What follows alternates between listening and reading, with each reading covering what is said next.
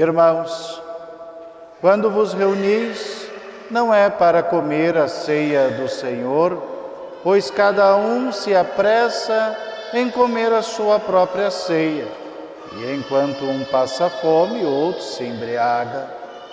Não tendes casa para comer e beber? Ou desprezais a igreja de Deus e quereis envergonhar aqueles que nada têm? Que vos direi? Acaso vos louvarei? Nisso não vos louvo. De fato, eu recebi do Senhor o que também vos transmiti. Na noite em que ia ser entregue, o Senhor Jesus tomou o pão e, depois de dar graças, partiu e disse: Isto é o meu corpo, entregue por vós. Fazei isto em memória de mim. Do mesmo modo, depois da ceia, tomou também o cálice, dizendo: Este cálice é a nova aliança no meu sangue. Todas as vezes que dele beberdes, fazei-o em memória de mim.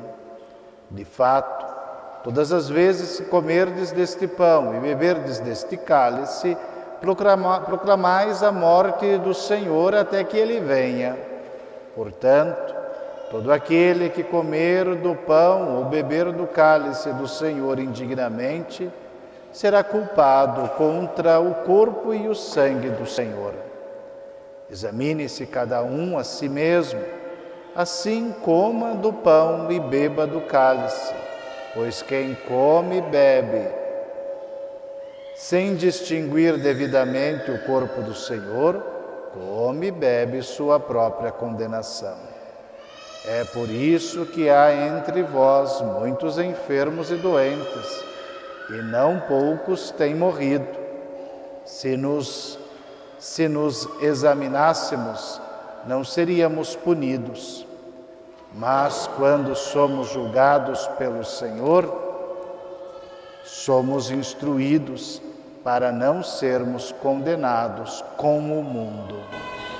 Antes da festa da Páscoa, Jesus, sabendo que chegara a sua hora de passar deste mundo para o Pai, tendo amado os seus que estavam no mundo, amou-os até o fim.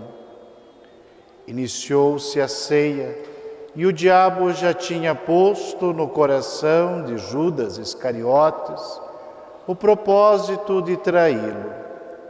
Jesus, sabendo que o Pai tinha entregue tudo em suas mãos e que saíra de junto de Deus e para Deus voltava, levantou-se na ceia, tirou o manto, pegou uma toalha e amarrou-a à cintura. Derramou água numa bacia, pôs-se a lavar os pés dos discípulos e enxugava-os com a toalha que jazia à cintura. Chegou assim a Simão Pedro, que lhe disse: Senhor, tu me lavas os pés? Jesus respondeu: Agora não entendes o que eu faço, mais tarde o compreenderás. Pedro disse: Nunca me lavarás os pés. Jesus, porém, respondeu: Se eu não te lavar, não terás parte comigo. Simão Pedro disse: Senhor, lava-me não somente os pés, mas também as mãos e a cabeça. Jesus respondeu: Quem tomou banho não precisa lavar senão os pés, pois está todo limpo. Vós também estáis limpos, mas não todos. Com efeito, bem sabia quem o haveria de trair. Por isso disse: Nem todos estáis limpos. Depois de lavar os pés dos discípulos, Jesus vestiu o manto, sentou-se à mesa e perguntou-lhes: Entendeis o que eu vos fiz? Vós me chamais de Mestre e Senhor, dizeis bem, porque eu o sou. Se eu, o Senhor e Mestre, vos lavei os pés, também vós deveis lavar os pés uns dos outros. Deixo-vos o exemplo, para que também vós façais, assim como eu vos fiz.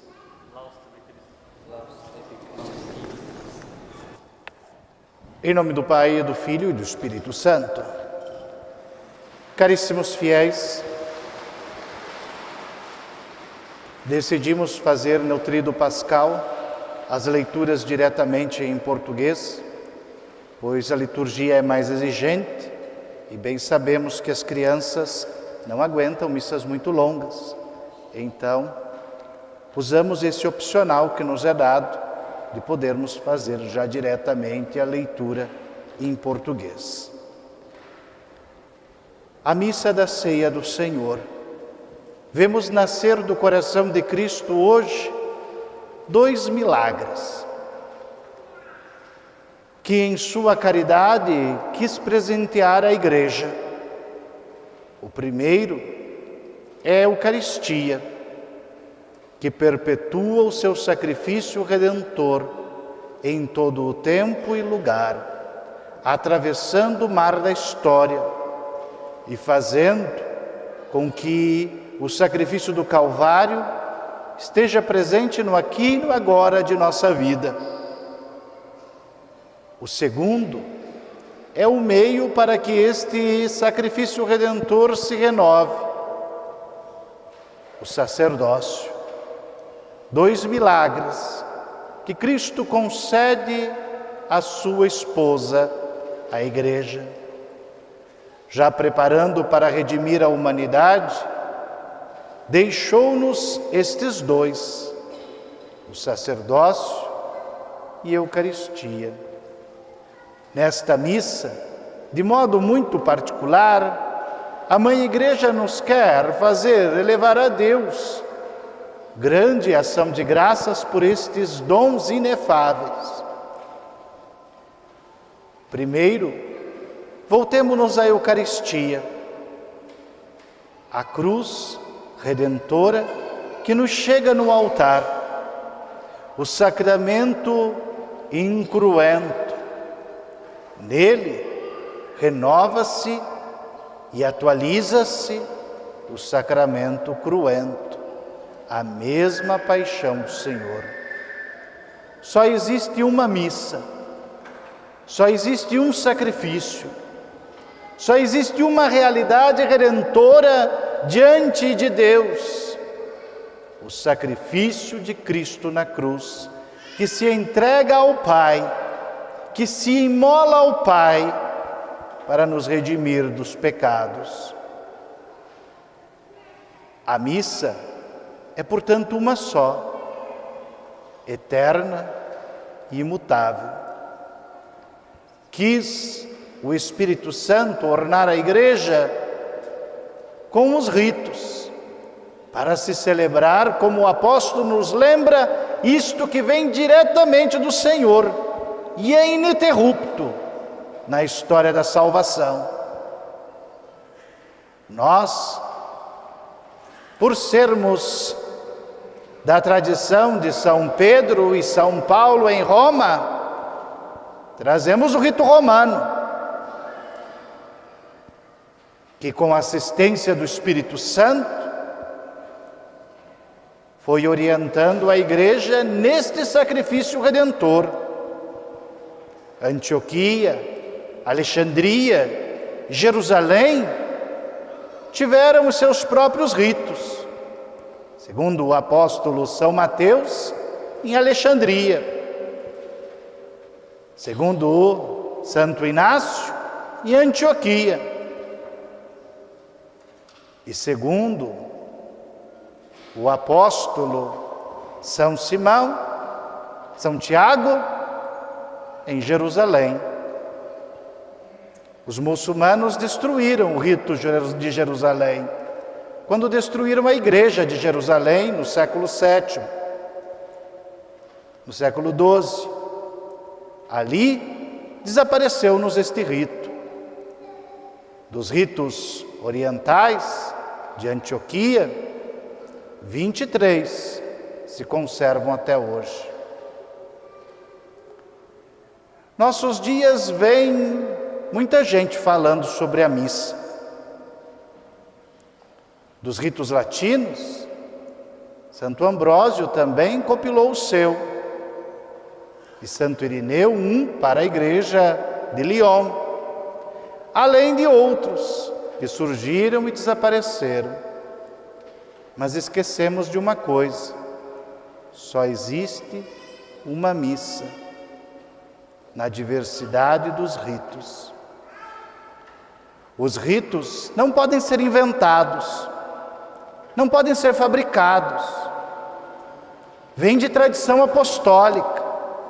São gestos e palavras e a própria intenção do Cristo que os apóstolos transmitiram à igreja. E se nós pegarmos os ritos orientais e os espelharmos com o rito romano, encontramos os seus correspondentes ponto por ponto. Não existe aqui tanta criatividade e protagonismo. O único protagonista da missa é Cristo, sacerdote, altar e vítima. Quando pensamos nesta realidade, diante do mistério da liturgia sagrada, dos ritos, devemos ter profunda reverência. Tomamos um tesouro que nos precede, que não foi obra nossa, que é de Cristo, dos apóstolos e do próprio Espírito Santo, que vai continuamente, ininterruptamente, paulatinamente, guiando a igreja sempre mais à obediência. Infelizmente, quando se quer fazer um arqueologismo litúrgico, como vemos nos tempos atuais, se corre grave risco. Só se pode receber o que se transmitiu pela tradição. Entrar em um método científico de arqueologia para restaurar ritos antigos é, no mínimo, muita suposição e pouca clareza. Isto que tornou o rito romano tão confuso, cheio de hipóteses. Só podemos ter aquilo que nos foi transmitido. O resto seria imaginação, suposição, conclusão precipitada de quem não viu, não ouviu, nem tocou no mistério, mas quer transmiti-lo. Ou se recebe por tradição, ou não existe. Isto resolveria toda a crise litúrgica que a igreja passa, todinha. Se tomássemos a consciência de que a liturgia da missa não pertence ao ser humano, mas a Deus, que é seu autor e seu destinatário. A Eucaristia, a presença real de Nosso Senhor no sacrifício do altar, todo o seu corpo, sangue, alma, divindade e sua humanidade, Jesus todinho, encerra-se sobre as espécies do pão e do vinho.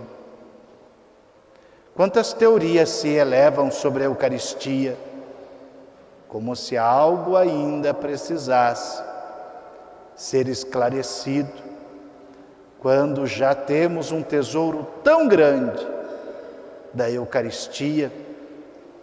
O próprio São Tomás de Aquino, dotado de uma inteligência tão elevada, quando terminou seu tratado sobre a Santíssima Eucaristia, foi elevado a um êxtase espiritual e contemplou, pela graça de Deus, os mistérios da presença real do Senhor. Ao voltar a si, mandou que seus irmãos queimassem os escritos porque eram insignificantes perto da magnificência que a Eucaristia é em si mesma. Talvez, na vida inteira comungando, nunca compreenderemos o que realmente é a Santíssima Eucaristia. Por isso ficamos com esta fórmula do Sagrado Concílio de Trento: real e verdadeira presença, corpo, sangue, alma e divindade de nosso Redentor e Salvador. A missa e a atualização é verdadeiramente o sacrifício do Calvário. Pensemos agora no portador deste mistério, tirado do meio dos homens para servi-los, em um ministério que para si mesmo não pode beneficiar em nada, mas está para beneficiar os outros, o sacerdócio. O padre não se confessa a si mesmo, não pode se absolver, não pode ungir-se a si mesmo, só pode fazer pelos outros. E ao celebrar a missa, por mais que esteja associado na missa pelo sacramento do batismo, mas não pode fazer a missa só por si, faz pela igreja inteira. Mesmo que reze no local mais escondido, na situação mais imprópria, em uma cela, como o cardeal Vantuan rezou anos a fio a missa, preso em uma cela, não está só o sacerdote, está a igreja inteira presente na missa. Celebra para a igreja, toda a igreja. Quando pensamos que o sacerdócio é um ministério, lembramos que a palavra latina para ministério se traduz como servo, servidor. É preciso deixar o sacerdócio ter o seu direito sobre a consciência do homem que o porta. Bom lembrar, matéria para o sacerdócio é o sexo masculino. O sexo feminino não é matéria para o sacerdócio. O sacramento da ordem não acontece. Tanta gente fazendo furdúns porque uma mulher assumiu a sede vacante de cantuária.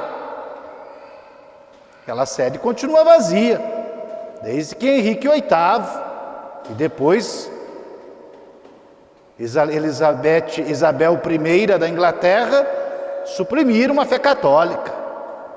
Está vazia. É só uma mulher administrando uma instituição temporal, mas não uma igreja. O homem que recebe o sacerdócio deve desaparecer em si e lembrar que não é mais dono de suas vontades, de seus quereres, de seus privilégios, está a serviço do Cristo, vivente e atuante no ministério que recebeu. É tão difícil ver como alguns sacerdotes esquecem desta realidade. Quando um fiel piedoso vai lhe beijar a mão, vem com um discurso longo, dizendo: somos irmãos, não, somos iguais. Que é isso? Pare com esses costumes medievais de suzerano e vassalo. Está entendendo errado. E quem é que quer beijar as mãos deste homem? No sacerdócio se beija as mãos de Cristo, porque Cristo tomou parte, Cristo tomou o direito sobre estas mãos. Já não são mais só as mãos de um homem. O ministério sacerdotal faz com que, sem mérito nenhum, e sem direito nenhum de privilégio. Sirva a Cristo com todo o seu corpo, com toda a sua vontade e com toda a sua inteligência. Quanta graça o Senhor concede a esta pobre matéria que porta o sacerdócio. Se tomasse um pouco de consciência, veria que direito nenhum tem de negar as mãos ao fiel, nem a bênção, nem os sacramentos. Deve desaparecer para que Cristo verdadeiramente apareça. Os dias em que vivemos trazem-nos muitos temores sobre o sacerdócio. Se olharmos o sacerdote apenas como um líder comunitário, como as tradições separadas da igreja veem, perdemos todo o sentido daquilo que Cristo realizou. Existiam muitos líderes comunitários na igreja primitiva. Áquila, Priscila. Estes realizaram coisas maravilhosas pela caridade. Mas só os apóstolos foram a imagem de Cristo. A igreja não tem o sacerdote para ter mais um líder comunitário. Tem o sacerdote para ter Cristo vivente, atuante e santificando a igreja. Com a grande batalha que se faz contra o clericalismo, termo sem conceito claro, pois é muito difícil pensar o que significa um clericalismo, um padre mandão. Bem, gente mandona existe em todos os lugares. Um padre terrorista contra os fiéis leigos, que não lhes dão nem voz nem vez. Não sei. Às vezes são os leigos que não dão nem voz nem vez aos padres. Todos esses termos são, por si, muito instáveis e nada concretos. Se pensarmos na Polônia, os clericalistas eram aqueles que defendiam que a opinião do clero deveria ser levada em conta para se fazer as leis do Estado polonês. E os anticlericalistas eram aqueles que diziam que não, a igreja não tinha que dar palpite sobre a Constituição polonesa. Não tem nada a ver com o que se fala hoje de clericalismo, é diferente. Aqui quero resumir apenas em 2 termos: paternidade e paternalismo. Se combateu tanto o paternalismo nas últimas décadas, que vemos famílias sem pai. Corre-se o risco de se combater tanto o clericalismo nestes anos e terminarmos uma igreja sem clero. Não porque faltem, mas porque são incompetentes na sua função. É preciso redescobrir a beleza da clericalidade, como os homens redescobrem hoje a beleza da paternidade. Uma igreja sem clero é uma igreja sem pai. Só de irmãos, em uma república desordenada e sem nenhum afeto. O sacerdócio é um serviço. Não cabe aos sacerdotes decidirem como querem servir, mas a Cristo decidir como quer ser servido por eles.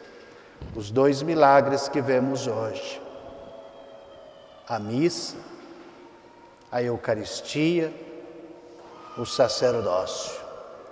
Tudo se celebra aqui e agora, no dom de nosso único Redentor e Salvador, Jesus Cristo, nosso Senhor. O sacerdócio é Cristo, a Eucaristia é Cristo. Louvado seja nosso Senhor Jesus Cristo.